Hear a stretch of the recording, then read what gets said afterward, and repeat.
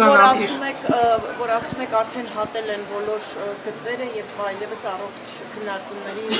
տեղ չեն թողել։ Ինչ է դա նշանակում։ Դա նշանակում է, որ այլևս առողջ բանավեճի տրամաբանություն գոյություն չունի, երբ որ բանավեճը վերածվում է, երբ որ խնդիրների քննարկումը վերածվում է անձնական վիրավորանքների, բուն խնդրի հետ չառնչվող նյութերի արձարծումների, նշանակում է առողջ բանավեճի որևէ դաշտ գոյություն չունի։ Ինչ է նշանակում մարդկանց անձնական կյանքի վերաբերյալ դիտարկումներ անել։ Անկախ դրանից դրանք ճիշտ են կամ սուտ են։ Ըստ էության մարդկանց անձնական կյանքում տեղ գտած այդպիսի թերություններն են այսօր երկրի առջև ծառացած հիմնախնդիրների պատճառը։ Ես քիչ առաջ ասացի, մենք Արցախը ոչ, ես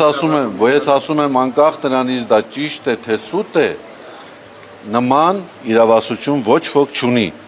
Կուսակրոնը եւս որպես անձ օգտվում է իր անձնական տեղեկատվության պաշտպանության իրավունքից։ Եթե մենք չենք արձագանքում, դա չի նշանակում, որ ճիշտ է։ Իհարկե ճիշտ չէ, դա սուտ է,